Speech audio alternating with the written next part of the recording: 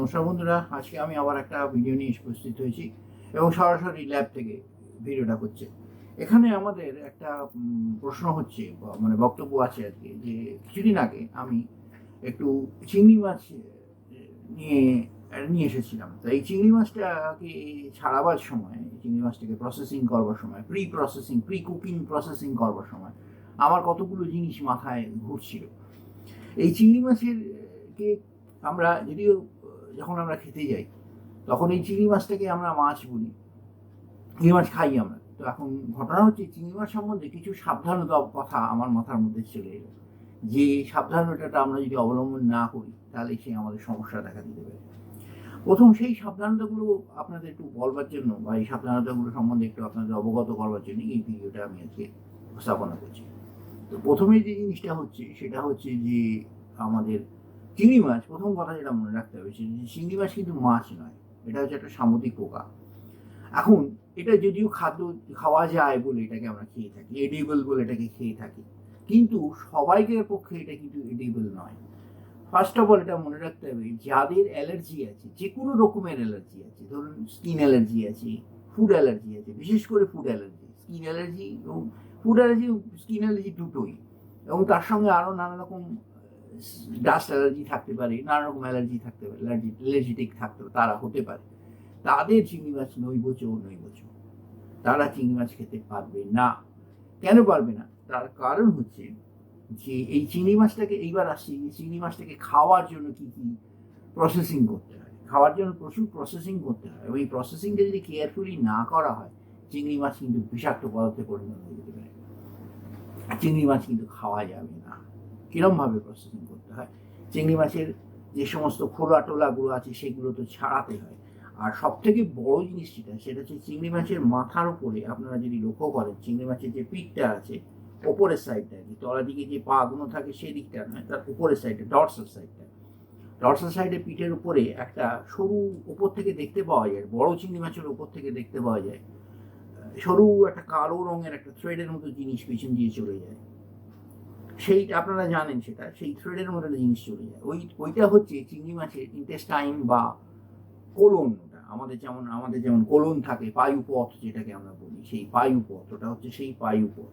এবং ওটার মধ্যেই যত রকম টক্সিনগুলো, চিংড়ি মাছের শরীরে যেসব টক্সিনগুলো তৈরি হয়, সেই টক্সিনগুলো ওইটার মধ্যে থাকে, জমা হয়ে থাকে, এবং আস্তে আস্তে ওটা চিংড়ি মাছ ওটাকে এক্সক্রিট করে, জলে এক্সক্রিট করে। যার জন্য চিংড়ি মাছ যে জলে থাকে সেই জলটা খুব ঘোলা হয়ে যায়। জ্যান্ত চিংড়ি মাছ যে জলে থাকে সেই জলটা খুব ঘোলা হয়ে যায়। ঘোলা হয়ে যাওয়ার ওই একটাই কারণ, যে থেকে নানা রকম টক্সিন এক্সক্রিটেড হয়। এইবারে ওই যে বায়ুপথটা, ওটাকে যদি আমরা এক্সট্রাক্ট করে বার করে না দিই, তাহলে কিন্তু আমাদের সর্বনাশ। বিশেষ করে বড় চিংড়ি মাছ হলে তো সর্বনাশের একবারে মানে দাঁড়িয়ে আছে আপনার দরজায়, সর্বনাশ আপনার দরজা করে দাঁড়িয়ে আছে। সেইটাই আপনাদের খেয়াল রাখতে হবে। তা আমি এই কিছুদিন, 2-3 দিন আগে চিংড়ি মাছ ছাড়াবার সময় বেশ কিছু এরকম চিংড়ি মাছের যে ভিতরে যে পায়ু পথে যে জিনিসগুলো থাকে সেই জিনিসগুলো আমি জোগাড় করেছি। মানে চিংড়ি মাছ ছাড়াবার সময় ওগুলোকে বের করেছি। এগুলো হাতে ছাড়ানো যায়, কোনো সমস্যা হয় না। অনেকে টুথপিক দিয়ে এগুলোকে ছাড়ায়, এটা কোনো সমস্যা হয় না। এটা বের করে নিতে হয়, একদম শাস্তি করে টানলে সুতোর মধ্যে এটা বেরিয়ে যায়। এরকম ভিডিও আপনারা ইউটিউবে অনেক দেখতে পাবেন, আপনারা নিজেরাও জানেন যে চিংড়ি মাছ কীভাবে প্রসেস করতে হয়। তা এইটা হচ্ছে সেই জিনিসগুলো আমি জোগাড় করেছি। জোগাড় করে এটা আমি দেখবো, দেখাবো আপনাদের, যে এইগুলো মাইক্রোস্কোপের তলায় দেখাবো যেগুলো কতটা ডেঞ্জারাস, এবং এগুলো থেকে কি কি ধরনের, এবং আমরা এটা দেখবো যে এটাতে কি কি ধরনের টক্সিন থাকে, কি কি ধরনের টক্সিন থাকে, chemical toxin, biological toxin, microbiological toxin, mycotoxin, কি কি ধরনের মাইক্রোটক্সিন এর মধ্যে থাকে, বা মাইক্রোবায়োলজিক্যাল টক্সিন কি কি থাকে, বা এর মধ্যে তো কোনো মাইক্রোটক্সিন আছে কিনা, সেটা কি কি থাকে, সেটা আমরা এটাকে একটু বাদে আমরা এটাকে মাইক্রোস্কোপের তলায় নিয়ে যাবো, এবং পরে এটাকে আমরা দেখবো যে এটার ভেতরে কি কি টক্সিন আছে। এটাতে আমরা একটা বাফার অ্যাড করবো, এবং তার সঙ্গে একটু কালচার মিডিয়া অ্যাড করবো, করে এটাকে রাখবো 24 ঘন্টা রাখবো। আমরা ফার্স্ট ইনভেস্টিগেশনটা করবো আজকেই, এরপরে 24 ঘন্টা বাদে আমরা ফ্লোরেসেন্স স্টাডি, এবং 24 ঘন্টা বাদে ফ্লোরেসেন্স স্টাডি এবং টক্সিন অ্যানালিসিস, ইউভি স্পেকট্রোফটোমিটার দিয়ে টক্সিন অ্যানালিসিস, এগুলো আমরা করে দেখবো যে এটার ভেতরে কি কি আছে। তাহলে চলুন আমরা দেখি এটার ভেতরে কি দেখতে পাওয়া যায় মাইক্রোস্কোপের তলায়।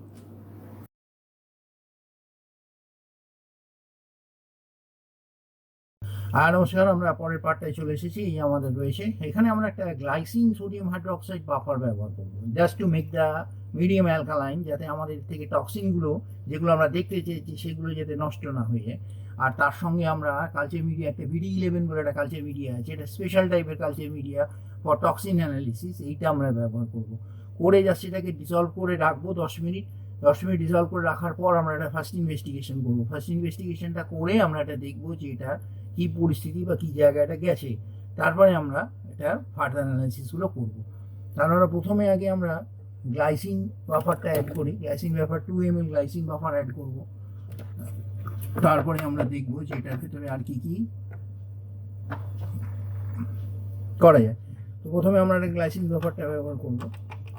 এই আমাদের গ্লাইসিন বাফার, এই হচ্ছে আমাদের গ্লাইসিন বাফার, এবং এই হচ্ছে আমাদের টিউবটা। আমরা এখানে গ্লাইসিন বাফারটা ব্যবহার করি। আমরা 1 ml গ্লাইসিন বাফার দিয়ে দিলাম, just to dissolve, just to dissolve, just to dissolve. আমাদের মোটামুটি এটা ডিজলভ হয়ে গেছে, এটা আমাদের ডিজলভ হয়ে গেছে।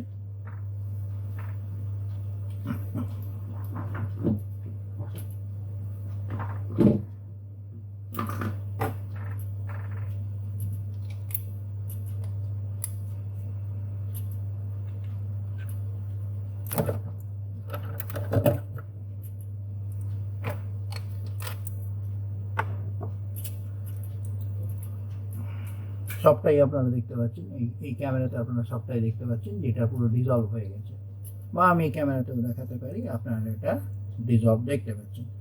এরপরে আমরা এটার মধ্যে একটা কালচার মিডিয়া অ্যাড করব, করে 15 to 20 মিনিটস এটাকে আমরা রেখে দেবো। রেখে দিয়ে আমরা ফার্স্ট ইনভেস্টিগেশন করবো। 15 to 20 মিনিটস রেখে দিয়ে আমরা একটা ফার্স্ট ইনভেস্টিগেশন করবো।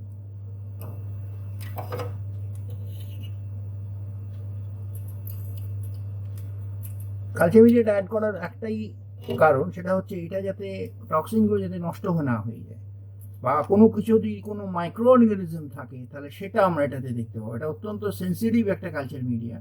এটা থেকে আমরা যদি কোনো রকম মাইক্রো অর্গানিজম থাকে এটার ভেতরে, এইগুলোর ভেতরে অনেক মাইক্রো অর্গানিজম তৈরি হয়, যার জন্যই এটা এত ডেঞ্জারাস। শুধু টক্সিন থাকে না, এটার মধ্যে অনেক রকম মাইক্রো অর্গানিজম থাকে। সেইটাই যদি আমরা দেখতে পাই, সেইগুলোর জন্য এই কালচার মিডিয়াটা ব্যবহার করা, এই BD11 কালচার মিডিয়াটা ব্যবহার করা হয়। তাহলে আমরা নেক্সট পার্টটার জন্য আসবো 20 মিনিট পরে, আফটার 20 মিনিটস।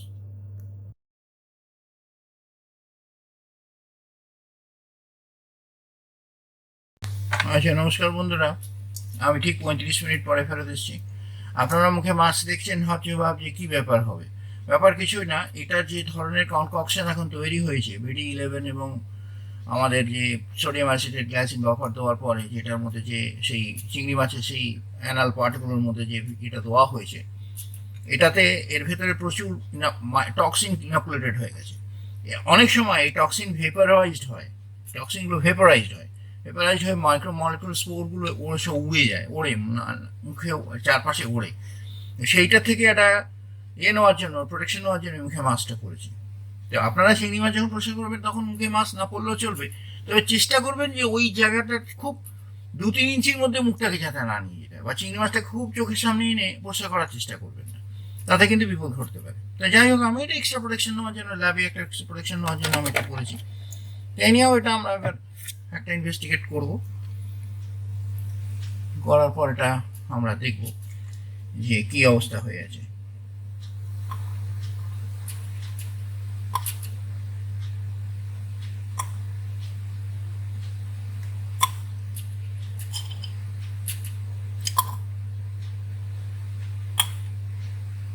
জন্ড ঠিক মাছ হয়ে গেছে ভিতরে, আমরা ঠিক পরিস্থিতির মতন এটা বার করতে পারছি না, এইবার বেরিয়েছে।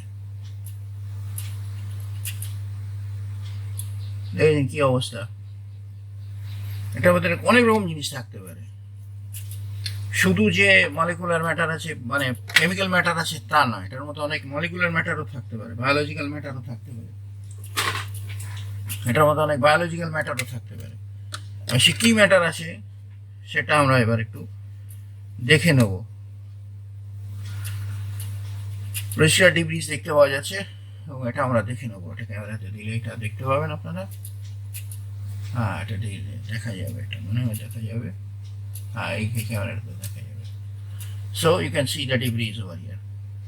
তারপরে আমরা এটা দেখছি, মাইক্রোস্কোপে নিয়ে যাবো, এটা কী অবস্থা দেখবো। তাহলে চলুন মাইক্রোস্কোপ তাহলে যাই।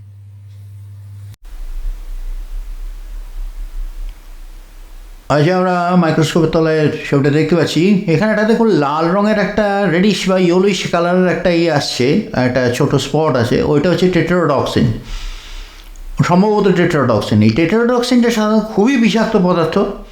এছাড়া আরও সমস্ত বিষাক্ত পদার্থগুলো রয়েছে, এগুলো কী রয়েছে সেটা আমরা মাইক্রোস্কোপিক্যালি আইডেন্টিফাই করতে পারবো না, একমাত্র টেট্রাডক্সিনটাই মাইক্রোস্কোপিক্যালি আইডেন্টিফাই করা যায়, এছাড়া আর কোনোটাই আইডেন্টিফাই করা যায় না।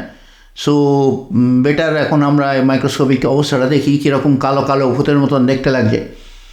এইগুলোই হচ্ছে আমাদের পয়জনাস এবং টক্সিন জাতীয় জিনিস। এগুলো টেট্রাডক্সিন থাকতে আছে তো বটেই, এবং তার সঙ্গে আরও সমস্ত টক্সিনস, কী কী টক্সিনস রয়েছে সেটা আমরা ফ্লোরোসেন্স মাইক্রোস্কোপিতে এবং ইউভি স্পেকট্রাম করলে তবে আমরা দেখতে পাবো, ইউভি অ্যানালাইসিস করলে দেখতে পাবো। এটা মোটামুটি আমাদের যত রকম ব্যাকটেরিয়াল বা যে সমস্ত টক্সিক অন্যরকম মাইক্রোবিয়াল টক্সিন যেগুলো আছে সেইগুলোর মধ্যে দেখা যাচ্ছে, ঝুলছে এগুলো অনেকটা ফাঙ্গাসের মোল্ডের মতন ঝুলছে। মোল্ডও ফর্মেশন হয়ে গেছে, কালচার মিডিয়াতে যেহেতু দোয়া ছিল কারণে অনেক রকম মোল্ড ফর্মেশনও হয়ে গেছে। এখন সেটা দেখা যায় কী হয়ে রয়েছে। তো এইটা হচ্ছে আমাদের সেই পরিস্থিতিটা, তাদের সেই শ্রিম্প টক্সিসিটি বা শ্রিম্প অ্যানাল শ্রিম্প সিক্রিশন আর কি, যেটাকে বলি আমরা শ্রিম্প সিক্রিশন বা চিংড়ি মাছে এই টেট্রাডক্সিনের বড় মলিকুল, বড় লাম্প দেখা যাচ্ছে, একটা টেট্রাডক্সিনের একটা বড় লাম্প এখানে দেখা যাচ্ছে, টেট্রাডক্সিন লাম্প। এছাড়া আরও অনেক রকম টক্সিন রয়েছে। সো মোটামুটি এটাই হচ্ছে আমাদের ফার্স্ট ইনভেস্টিগেশন।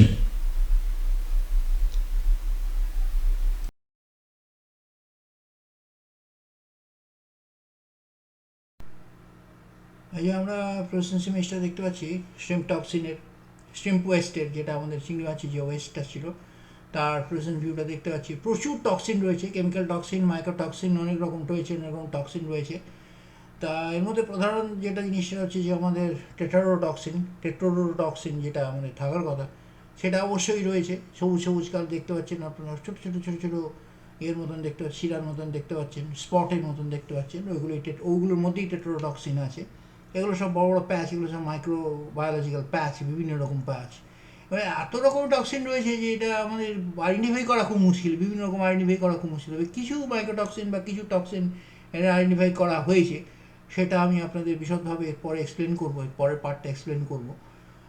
টেট্রাডক্সিন আছে, এরকম পরিস্থিতি, এইটাই দেখতে লাগে মাইক্রোস্কোপের তলায়, এটাই এরকমই দেখতে লাগে, আমাদের শ্রিম্প ওয়েস্টটা এরকমই দেখতে লাগে। তো সেটা আপনারা দেখতে পাচ্ছেন, এখন ফ্লোরোসেন্স ভিউটা দেখতে পাচ্ছেন, যে এত ডিটেলস ভিউ যেটা হয় সাধারণত সেটা আপনারা দেখতে পাচ্ছেন। প্রচুর মাইক্রোটক্সিন রয়েছে, প্রচুর টক্সিনস রয়েছে, একদম বিভৎস একটা অবস্থা দেখতে পাচ্ছেন আপনারা। এই আর কি, কী বলবো, এরা একটা ভয়ঙ্কর জিনিস হলে এইগুলো যদি কোনোভাবে খেয়ে ফেলা হয় তাহলে কিন্তু মারাত্মক পরিস্থিতির সৃষ্টি হয়ে যেতে পারে। ওই চিংড়ি মাছের অবশ্য করেই চিংড়ি মাছের সেই শিরাটাকে মানে জাস্ট ওই পাইপ পথটাকে আমরা ছাড়িয়ে নিই, এটাই আমাদের মাথার মধ্যে রাখতে হবে। তো এই হচ্ছে আমাদের মোটামুটি ফ্লোরোসেন্স ভিউ। আর বেশি এখানেই দেখা যাচ্ছে টেট্রাডক্সিন রয়েছে, এই স্পটগুলো রয়েছে, সবুজ স্পটগুলো আসছে, ওইগুলি টেট্রাডক্সিন, ওইগুলি টেট্রাডক্সিন।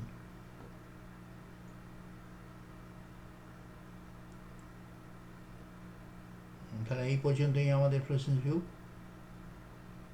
আমরা চারপাশটা আর একটু দেখে নিই কী আছে,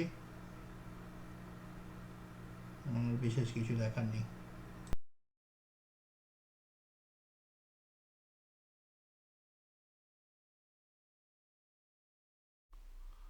আচ্ছা, আমরা ইউভি টক্সিনের রিপোর্টটা দেখতে পাচ্ছি।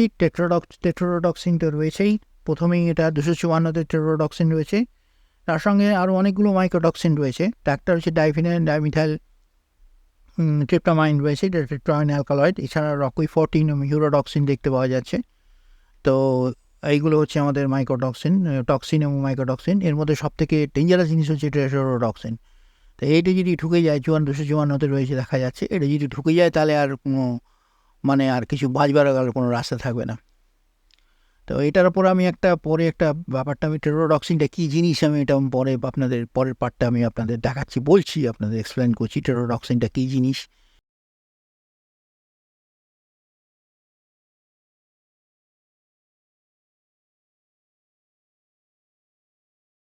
আচ্ছা, আমরা এখানে টেট্রাডক্সিনটা নিয়ে যে কথাগুলো বলছিলাম, যেটা বলতে চাইছিলাম আমি, টেট্রোডোটক্সিন, ডক্টর নাম হচ্ছে টেট্রোডোটক্সিন।